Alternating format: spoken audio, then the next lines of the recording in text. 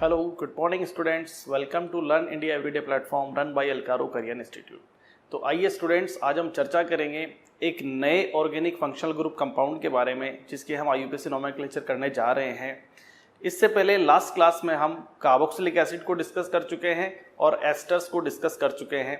आज हम इस क्लास में एनहाइड्राइड्स का IUPAC नोमेनक्लेचर करेंगे। तो आइए हम देखते हैं। एनहाइड्राइड्स आप जानते हैं एसिड एनहाइड्राइड्स, जिनका IUPAC नोमेनक्लेचर हम करते हैं। ठीक है, तो एसिड एनहाइड्राइड का सबसे पहले मैं बात कहूं कि हम जा रहे हैं IUPAC नोमेनक्लेचर करने के लिए। IUPAC नोमेनक्लेचर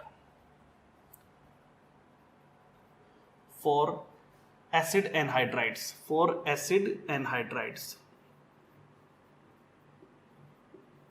ठीक है, तो एनहाइड्राइड्स का हम IUPAC नोमेनक्लेचर करेंगे आज।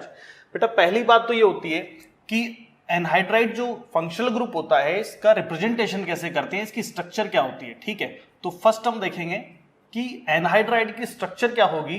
तो एनहाइड्राइड को हम रिप्रेजेंट करते हैं दो कार्बोनिल ग्रुप के बीच में, दो CO ग्रुप के बीच में जब एक ऑक्सीजन एटम प्रेजेंट होता है। ठीक है, हमेशा याद रखें, दो कार्बोनिल ग्रुप जो होंगे, दो CO ग्रुप होंगे कार्बोनिल ग्रुप, उनके बीच में ऑक्सीजन हमेशा प्रेजेंट होगा। दो CO ग्रुप, ये CO ग्रुप या कार्बोनिल ग्रुप है, इनके बीच में ऑक्सीजन एटम प्रेजेंट होता है। ये ग्रुप या कंपाउंड होता है आपका एनहाइड्राइड। ठीक है, तो एनहाइड्राइड के लिए हमें इसका इस तरह से स्ट्रक्चर हमको नजर आती है। दो कार्बोनिल ग्रुप के बीच में ऑक्सीजन होगा, इट मींस ये एनहाइड्राइड होता है। अब मैं बात करूं इसका IUPAC नोमेनक्लेचर के लिए। IUPAC नोमेनक्लेचर कैसे करेंगे, तो मान लीजिए मैं दोनों तरफ, दो CO ग्रुप के दोनों तरफ अगर मैं कोई कार्बन चेन लगा देता हूं, मान लीजिए हम R लिख देते हैं, तो दो CO और दोनों कार्बोनिल ग्रुप के बीच में ऑक्सीजन है, तो ये एनहाइड्राइड है।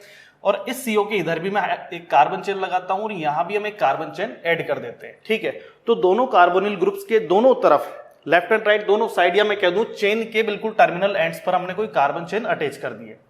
तो यहाँ R का मीन्स होता है कोई भी कार्बन चेन। अब इसका IUPAC नोमेनक्लेचर कैसे कर सकते हैं, पहले आप समझें। इसका IUPAC नोमेनक्लेचर करने से पहले मैं आपको बताता हूं, ये दोनों तरफ जो R ग्रुप दिए हुए हैं, एल्किल ग्रुप दिए हुए हैं, ये सिमिलर भी हो सकते हैं, दोनों सिमिलर भी हो सकते हैं, या फिर दोनों डिसिमिलर, या दोनों असमान भी हो सकते हैं। या तो दोनों सेम होंगे, एक जैसे होंगे, या फिर दोनों डिफरेंट होंगे।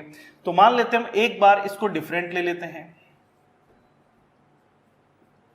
ये हमने इस बार R डैश कर दिया यहाँ पे। ठीक है, एक तो R है और एक R डैश है, तो हमने दोनों एल्किल ग्रुप डिफरेंट ले लिए, या हमने दोनों सिमिलर लिए हैं। जब हम दोनों सिमिलर लेते हैं तो समझना हमें क्या करना है, इसका IUPAC नोमेनक्लेचर करने का एक फॉर्मूला बनाना है। फॉर्मूला कैसे बनेगा, R एंड C, आप देखें RCOCR, मतलब दोनों कार्बन चेन RC के बीच में ऑक्सीजन एटम आ रहा है, जो कि एक हेटेरो एटम है। It means carbon chain continuous नहीं है, बीच में ये ब्रेक हो गई, तो आपको कार्बन चेन R और C तक ही काउंट करनी है, RC।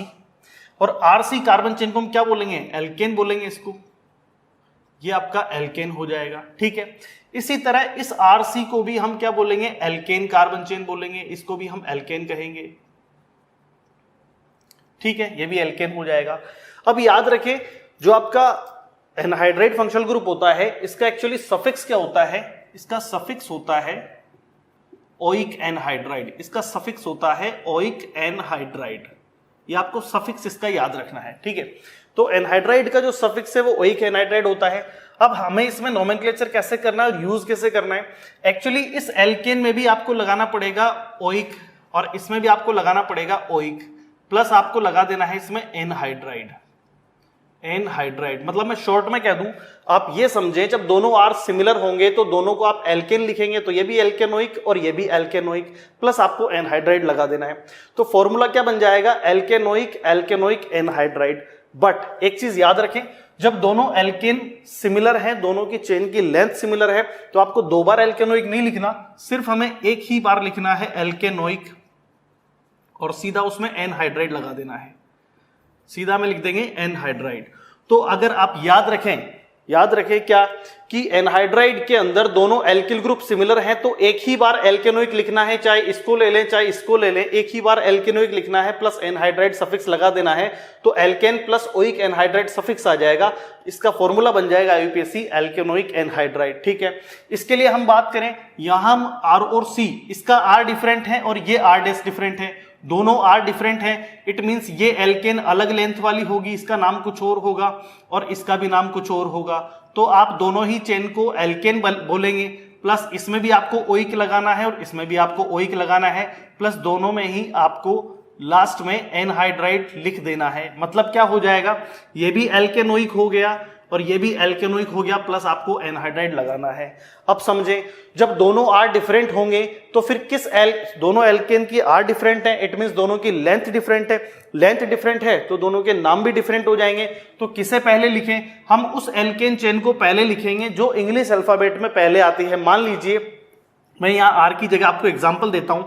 आर की जगह जैसे आपने यहाँ आर की जगह CH3 लिया है, CH3 COO CO, और यहां आप R की जगह CH2CH3 एथेन ग्रुप ले लें। यहाँ 2 कार्बन चेन है और यहाँ सिंगल कार्बन चेन है, ठीक है।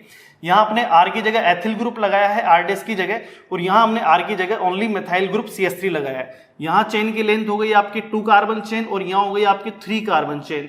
तो 2 कार्बन चेन को आप कहेंगे एथेनोइक, ये हो जाएगा आपका एथेनोइक, और 3 कार्बन चेन आपका हो जाएगा प्रोपेनोइक प्लस एनहाइड्राइड। अब आप ये देखें एबीसीडी के अंदर अल्फाबेटिक के अंदर ई पहले आता है कि पी पहले आता है, ई पहले आएगा। इट मींस इसका नाम हो जाएगा आपका इथेनोइक, फिर प्रोपेनोइक,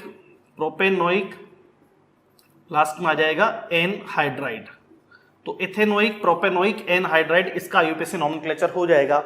इट मींस आपको पहले एक एल्केनोइक लिखना है, फिर दूसरा लिखना है, बट पहले वो एल्केन लिखना है जो इंग्लिश अल्फाबेट में फर्स्ट आ रहा है। मतलब फॉर्मूला क्या बनेगा, आपको एल्केनोइक